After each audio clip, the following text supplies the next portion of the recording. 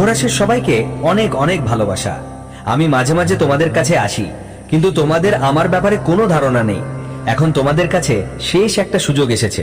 আগামী 3 দিনের মধ্যে একটা বিশেষ গ্রহযোগে এই দুই দেবতা তোমার বাড়িতে আবার আসবেন এবং তাদের আসার কিছু বড় বড় লক্ষণ থাকবে। তোমার কুলদেবী বা তোমার পিতৃদেবতাই তাদের তোমার জন্য, তোমার মুক্তির জন্য পাঠিয়েছেন। এখন যদি তুমি এই লক্ষণগুলো বুঝতে না পারো আর তাদের চিনতে না পারো, তাহলে তারা তোমার উপর খুব রেগে যেতে পারেন।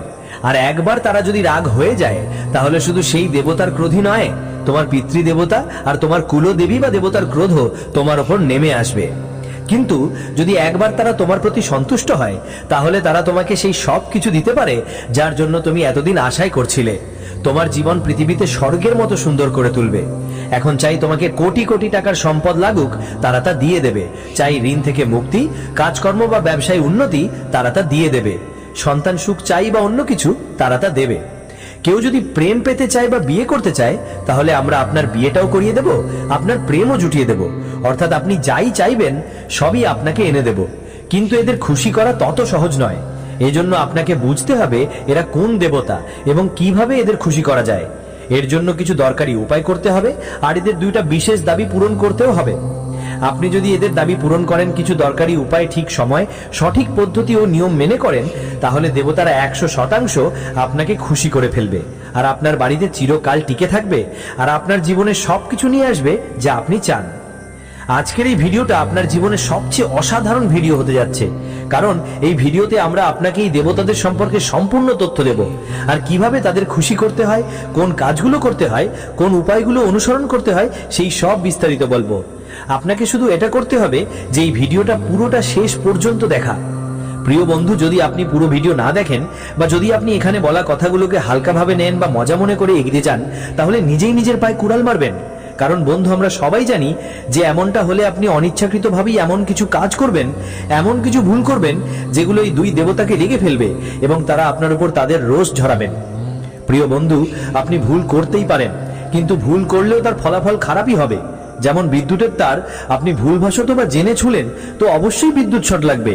ঠিক তেমনি এই দুই দেবতাও এত তীব্র যে যদি তারা আপনার উপর রেগে যায়, তারা আপনাকে শাস্তি দেবে নিশ্চয়ই।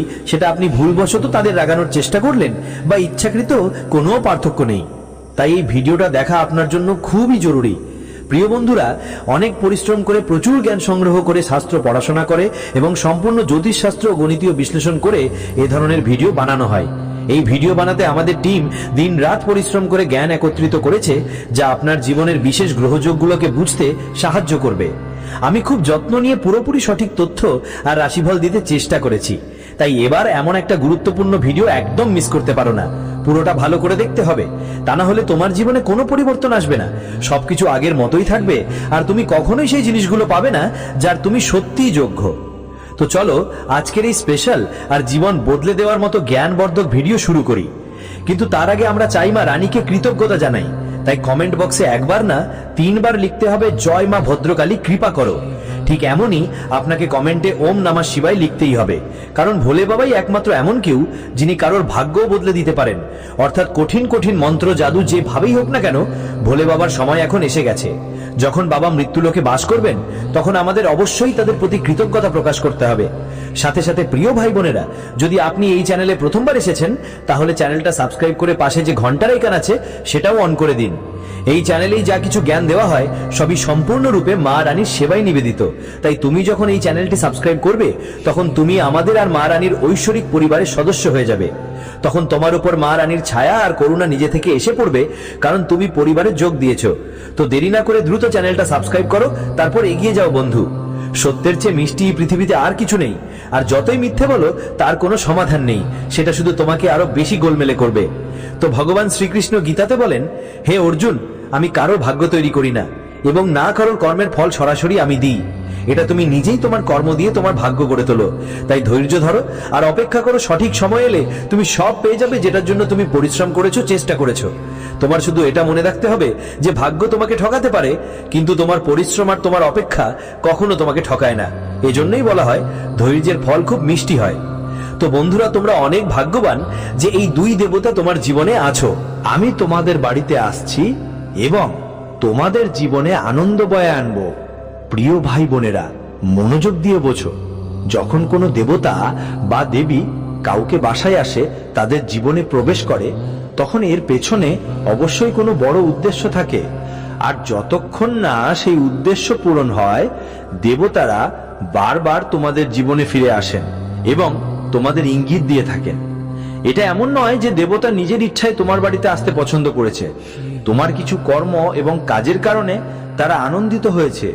যদি ভাগ্য বদলের জন্য তারা তোমার জীবনে, তোমার ঘরে আসতে বেছে নেয়, তাহলে তোমার মনেই প্রশ্ন উঠতে পারে, আমরা এমন কি কাজ করেছি যে দেবদেবতা নিজেই এসে জীবন বদলানোর দায়িত্ব নিয়ে ফেললেন?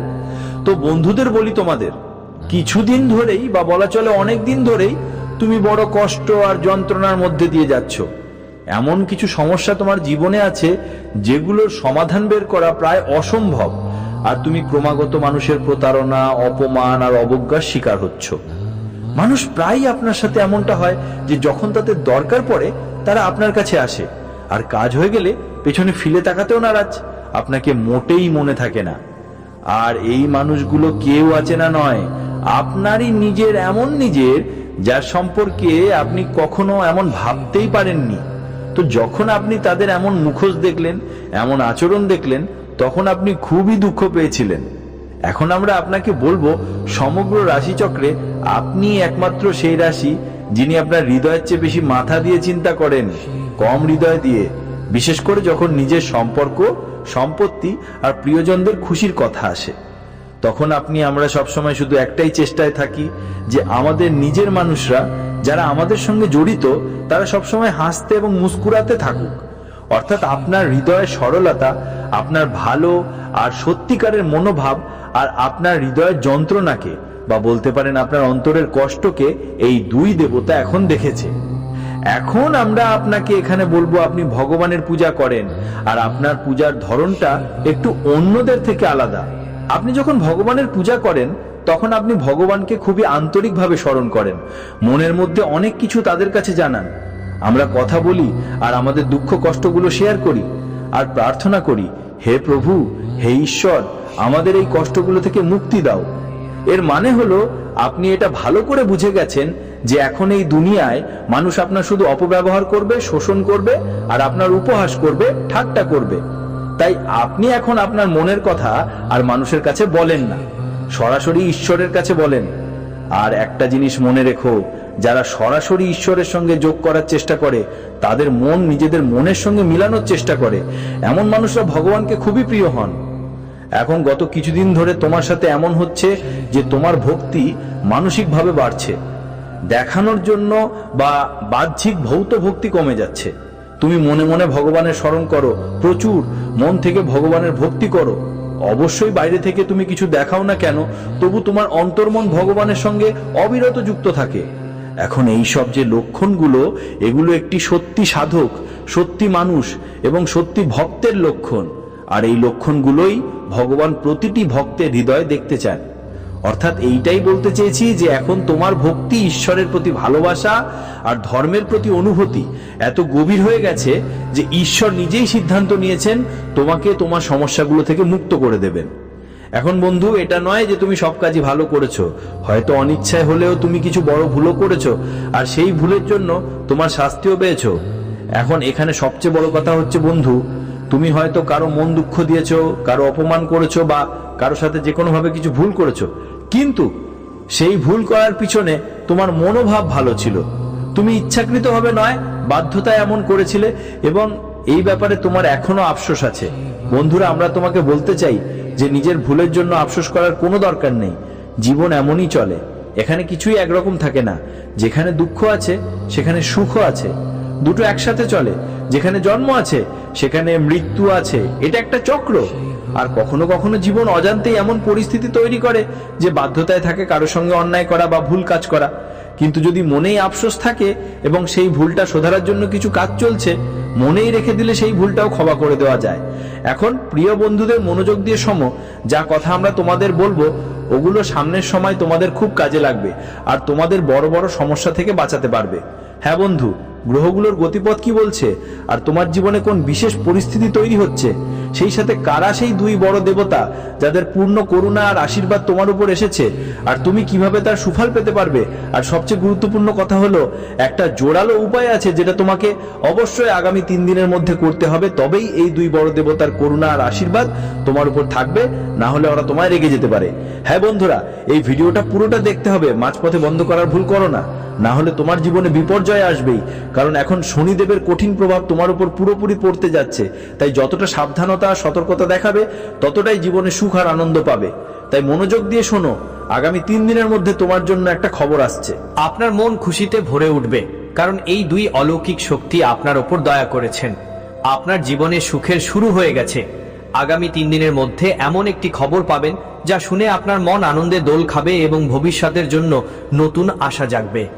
কিন্তু প্রিয় বন্ধু, সবসময় ভালোর সঙ্গে মন্দও থাকে, তাই যেখানে আপনার জীবনে ভালো ঘটনা ঘটতে শুরু করবে সেখানে আপনার শত্রুরা ছলনা করতে প্রস্তুত থাকবে এবং তারা আপনাকে কষ্ট দেওয়ার জন্য সব চেষ্টা করবে। তাই আগামী 3 দিনের মধ্যে আপনার সামনে এমন একজন মানুষ আসবে যিনি আপনাকে কোনো বড় সমস্যা থেকে বের করে আনতে সাহায্য করবে, কিন্তু একই সঙ্গে কারো কাছ থেকে বড় একটা প্রতারণাও পাবেন। অর্থাৎ যেখানে একদিকে ঈশ্বর আপনার সাহায্যের জন্য প্রস্তুত আছেন, সেখানে শত্রুরা আপনার বিরুদ্ধে ফাঁদ পেতে লাগবে এবং আপনাকে ঠকানোর চেষ্টা করবে। এই মানুষের দেওয়া প্রতারণা আপনাকে খুবই দুঃখী করে তুলবে, আপনার মন অস্থির হয়ে যাবে। প্রিয় বন্ধুরা, আমরা আপনাকে জানাতে চাই যে যদি আপনি আগামী 8 থেকে 10 দিনের মধ্যে কোনো ব্যবসা বা কাজকর্মে শুরু করতে ভাবছেন বা কোনো জায়গায় টাকা বিনিয়োগ করার কথা ভাবছেন, তাহলে এখনই একটু থামুন। কোনোভাবেই যে কোনো ব্যবসা বা কাজে যদি বেশি টাকা লাগান তাহলে 100% ক্ষতির মুখে পড়বেন। আপনার টাকা আটকে থাকবে, আর কাউকে টাকা ধার দেওয়ার দরকার নেই। তেমনি অপ্রয়োজনীয় কাজে ঋণও নেবেন না। এই দুইটাই আপনার জন্য বিপজ্জনক, কারণ হলো শনি গ্রহের ধীর গতি, যা 8ই নভেম্বর থেকে শুরু হয়ে 149 দিন চলবে। এখন আপনি নিজেই বুঝে নিন, কখন যদি কোনো গ্রহ হঠাৎ করে তার গতি বদলে ফেলে তাহলে শুরুতে কয়েকদিন খুব তীব্র প্রভাব ফেলে। প্রথম কয়েকদিনে তার প্রভাব অনেক বেশি থাকে, তারপর ধীরে ধীরে সবকিছু স্বাভাবিক হয়ে যায়। তবে শুরুতে খুব সতর্ক থাকা দরকার। এদিকে প্রিয় বন্ধুদেরও নিজের কথা বলতে পুরোপুরি নিয়ন্ত্রণ রাখতে হবে। কারো মাঝখানে মুখ খুলতে হবে না। দুইজন যদি ঝগড়া করছে বা আলোচনা করছে, তোমাকে শুধু শুনতে হবে, কথা বলবে না। কারো কথায় মাঝখানে পড়লে তোমার উপর অভিযোগ আসতে পারে। আপনি ঝগড়া করতে পারেন, কিন্তু সেটা অকারণের তর্কে যেতে দেবেন না। কারো সাথে ঝগড়া বা বিতর্ক করতে হবে না। অপ্রয়োজনীয় আলাপ আলোচনাকে বাড়াবেন না। কথা যত কম সম্ভব সংক্ষিপ্তভাবে শেষ করার চেষ্টা করুন। কারণ যখন আপনি কারো সঙ্গে কোনো আলোচনা করতে বসবেন, সেটা আপনার নিজের মধ্যেও হোক না কেন, মানুষ ইচ্ছাকৃতভাবে এমন কিছু বলবে যা আপনার মনকে আঘাত করবে। তারা আপনার পুরনো যন্ত্রণা, পুরনো ঘটনাগুলো আবার তুলে ধরবে, যাতে আপনার মন কষ্ট পায়। কারণ এটা আপনার দুর্বলতা, এবং এসব বিষয় নিয়ে দুঃখ পেয়ে আপনি মন খারাপ করে বসবেন, আর এর প্রভাব পড়বে আপনার কাজেও, আপনার জীবনেও। তাই আমাদের পরামর্শ হলো, আপনি মানুষের সাথে যতটুকু দরকার ততটুকুই কথা বলবেন। কারো সাথে ঝগড়া বা আলোচনা করার দরকার নেই। শুধু ও শুধু আপনার কাজের দিকে মনোযোগ দিন। কারণ আপনার জীবনে উন্নতি, সফলতা আর ঈশ্বরের সত্যিকারের ভালোবাসা ও আশীর্বাদ তখনই আসবে যখন আপনি আপনার কাজের প্রতি পুরো মনোযোগ দিবেন এবং আপনার কর্মকেই পূজা বানিয়ে সত্যিকারের মন দিয়ে করবেন। এখন প্রিয় বন্ধু, আপনার যদি কারোর সাথে কোনো ঝগড়া, বিরোধ বা কোনো ধরনের সম্পত্তি বা টাকা পয়সা নিয়ে ঝামেলা বা বিরোধ চলছে এবং সেটা আইনি ঝামেলায় আটকে আছে, তাহলে এখন তার মধ্যে গতি আসবে। পরের 3 দিনের মধ্যে এমন কিছু একটা ঘটবে যা জানলে তোমার খুশি হবে, এবং হয়তো এরই মধ্যে সিদ্ধান্তও আসবে, আর সেই সিদ্ধান্ত তোমার পক্ষেই হবে। পরের 3 দিনের মধ্যে কোনো একটি ধর্মীয় কাজেও তোমার অংশগ্রহণের সুযোগ হবে, অথবা হতে পারে তুমি কোনো ধর্মীয় যাত্রায় যেতে পারো। পূজাপাঠ অনুষ্ঠানে অংশ নিতে পারেন, বা মন্দিরে চলা কোনো বিশেষ ধরনের পূজাপাঠ অনুষ্ঠানে দান দাক্ষিণা দিতে পারেন। মোট কথা, এটা আপনার জন্য খুব ভালো খবর, কারণ যত বেশি আপনি ভগবানের সঙ্গে যুক্ত হবেন আর ভগবানের কাছে যাবেন, ততই আপনাকে শান্তি আর সুখ মিলবে। আর যখন এই সুযোগ নিজে ভগবান দিচ্ছেন, তখন অবশ্যই এটা অংশগ্রহণ করা উচিত। বন্ধুরা, আপনাদের জানাতে চাই যে এখন আপনার জীবনে যেসব পরিস্থিতি চলছে সেগুলো একটু অস্থির, আর কিছু জিনিস আপনার নিয়ন্ত্রণের বাইরে। আপনি চাইলেও সেগুলো আপনার নিয়ন্ত্রণে করতে পারছেন না। তো এমন সময়ে যখন আপনাকে কোনো ধর্মীয় অনুষ্ঠান বা পূজায় অংশগ্রহণের সুযোগ মিলছে, সেটা আসলে ঈশ্বরের পক্ষ থেকে একটা বড় সংকেত। মানে তিনি আপনার মনোবাসনা শুনে ফেলেছেন এবং এখন আপনার ইচ্ছে পূরণ করতে চলেছেন। আপনি সেই সবকিছু পেতে চলেছেন যার জন্য আপনি দীর্ঘদিন ধরে কষ্ট পাচ্ছিলেন, পুড়ছিলেন। এখন বন্ধুরা, এখানে আপনার একটা খুব জরুরি কাজ আছে যা করতে হবে, আর সেটা হলো সবসময় ইতিবাচক থাকা। আপনার জীবনে যতই ভুল ঘটুক বা যতই নেতিবাচক পরিস্থিতি আসুক, আপনাকে মনের মধ্যে ইতিবাচক ভাবনা রাখতে হবে আর সেটা কিভাবে করবেন? সেটা করবেন ঈশ্বরের ভক্তিতে মগ্ন থেকে। সবসময় নাম জপ করুন, যে কোনো দেবদেবীর নাম জপ করুন যাদের প্রতি আপনার বিশ্বাস আছে। বিশেষ পদ্ধতি মেনে তাদের পূজা করুন। আর যদি সম্ভব হয় দিনে অন্তত একবার মন্দিরে যেতেই হবে। মনে রাখবেন, মন্দিরে ইতিবাচক শক্তি এত বেশি যে আপনি যদি সত্য মন নিয়ে মন্দিরে যান তাহলে আপনার সারাদিনের ক্লান্তি, সমস্যার, মানসিক যন্ত্রণা এক মুহূর্তেই দূর হয়ে যায়। আর সেখান থেকে আপনি প্রচুর ইতিবাচক শক্তি নিয়ে ফিরে আসেন। এখন বন্ধুরা, এখানে একটা জরুরি কথা আছে। দেখো, এখন তোমার একটু খেয়াল রাখা দরকার নিজের স্বাস্থ্য নিয়ে। পেটে আর কোমরে, বিশেষ করে কোমরের নিচের অংশে ব্যথা থাকতে পারে, মাথা ব্যথাও থাকতে পারে, মানসিক ক্লান্তি আর বারবার রাগও থাকতে পারে তোমার স্বভাবের মধ্যে। মানে যতটা তুমি পজিটিভ থাকবে, তোমার মন শান্ত থাকবে, ততই তুমি এগোবে আর ঈশ্বরের কাছেও প্রিয় হয়ে উঠবে। এখন বন্ধু, তোমাকে বেশি পানি খেতে হবে আর যোগ প্রাণায়াম তোমার জীবনে অন্তর্ভুক্ত করতে হবে। একটু তোমার শরীর চর্চাও করা দরকার অনেক। কারণ বন্ধুরা, তোমাদের রাশির মানুষদের একটা বড় প্রবলেম এই যে যখন তোমরা তোমাদের কাজকর্মে ব্যস্ত হয়ে পড়ো তখন সবকিছুই ভুলে যাও, নিজের শরীরের কথাও ভাবো না, খাওয়া দাওয়ার কথাও মাথায় রাখো না, আর তাই তোমার জীবনে স্বাস্থ্য সংক্রান্ত সমস্যাগুলো এসে পড়ে। তাই তোমাদের জন্য খুব জরুরি যে নিজের জন্য সময় বের করো। এটাই আমাদের সবচেয়ে বড় পরামর্শ তোমাদের জন্য। তো বন্ধুরা, গ্রহ নক্ষত্রের পরিবর্তনের উপর তোমাদের রাশিফল ছিল এই যে তোমাদের কোন কাজগুলো করতে হবে আর কোন কাজগুলো থেকে বিরত থাকতে হবে। বন্ধুরা, এখন আপনাদের জানাচ্ছি সেই ঐশ্বরিক শক্তিগুলোর কথা যেগুলো আগামী 3 দিনের মধ্যে তোমাদের জীবনে প্রবেশ করবে। বন্ধুরা, বছরের এই সময়টা এমন কিছু বিশেষ পরিস্থিতি তৈরি করে যে কিছু নির্দিষ্ট ঐশ্বরিক শক্তি তোমাদের রাশির মানুষের দিকে আকৃষ্ট হয়, কিন্তু তোমরা এর কোনো আন্দাজই পায় না, কারণ এ সম্পর্কে কাউকে কিছু বলার থাকে না। বন্ধুরা, সবসময় মনে রেখো, গ্রহের গমনাগমন অনুযায়ী ঐশ্বরিক শক্তির প্রভাব ওঠানামা করে। এখন এমন সময় যদি আপনি এই দৈব শক্তিগুলোর প্রভাব বুঝতে শিখেন আর এই দৈব শক্তিগুলোকে খুশি করতে পারেন, তাহলে আপনার জীবনের সব কষ্ট নিজে নিজে শেষ হয়ে যাবে। তাই মনোযোগ দিয়ে শুনুন, এই সময় যে গ্রহ গোচার চলছে তার হিসাব অনুযায়ী আপনার জীবনের সবচেয়ে বড় এবং প্রথম দৈব শক্তি হলো মা অন্নপূর্ণা। হ্যাঁ বন্ধু, এই সময় মা অন্নপূর্ণা আপনার জীবনে প্রবেশ করতে যাচ্ছেন। আগামী 3 দিনের মধ্যে যে কোনো সময় তিনি আপনার জীবনে আসবেন এবং আপনাকে আশীর্বাদ দেবেন। এখন প্রিয় বন্ধুরা, আপনার বুঝতে হবে কেন মা অন্নপূর্ণা গুরুত্বপূর্ণ আর কেন তিনি আপনার জীবনে আসছেন। জীবনে আসতে চায় আপনার জীবনের দুঃখ কষ্ট দূর করতে। তাহলে প্রথমেই আপনাদের জানাই যে মা অন্নপূর্ণা আর কেউ নন, তিনি মা পার্বতীরই এক রূপ। আর মা অন্নপূর্ণার করুণা যার জীবনে থাকে তার জীবনের সবচেয়ে বড় প্রভাব হয় যে সে সম্পূর্ণ মানসিক ও শারীরিকভাবে সুস্থ ও শক্তিশালী হয়ে ওঠে, ইতিবাচক শক্তিতে পরিপূর্ণ হয়ে ওঠে। এখন বন্ধুদের মনোযোগ দিয়ে শোনো, মা অন্নপূর্ণার বাস তোমার বাড়ির কোথায় থাকে? তোমার রান্নাঘরে মা অন্নপূর্ণার বাস থাকে। আর মা অন্নপূর্ণা শুধু আপনি আগামী 3 থেকে 7 দিনের মধ্যে প্রতিদিন আপনার ঘরের রান্নাঘরে তাদের নামে গরুর ঘি দিয়ে একটি দীপক জ্বালাবেন। হ্যাঁ বন্ধুরা, আপনার ঘরের রান্নাঘরের উত্তরের দেয়ালে এই দীপকটা লাগিয়ে জ্বালাবেন। দীপক জ্বালানোর নিয়ম হলো, দীপকটা সরাসরি মাটিতে রাখবেন না, কোনো পানির পাত্রের উপর একটা ঢাকনা রাখবেন। তারপর ওই ঢাকনায় একটু ধান বা গমের আটা দেবেন। তারপর ওই ধান বা আটার উপর এই দীপকটা রাখবেন। আর যখন দীপকটা নিভে যাবে তখন যে ময়দা তুমি বাটিতে রেখেছো সেটা তুমি কাউকে দান করতে পারো বা গরুদের খাওয়াতে পারো। চাইলে সেই ময়দা দিয়ে একটা রুটি বানিয়ে গরুকে খাওয়াতে পারো। এই কাজটা তোমাকে পরবর্তী 7 দিন করতে হবে। আর একটা কথা বন্ধু, আরেকটি ঐশ্বরিক শক্তি হলো ভগবান ধন্বন্তরী। মনে রেখো, যেখানে মা অন্নপূর্ণা যান সেখানে ভগবান ধন্বন্তরীও অবশ্যই তাদের সঙ্গে সঙ্গে যান, কারণ এটা খুব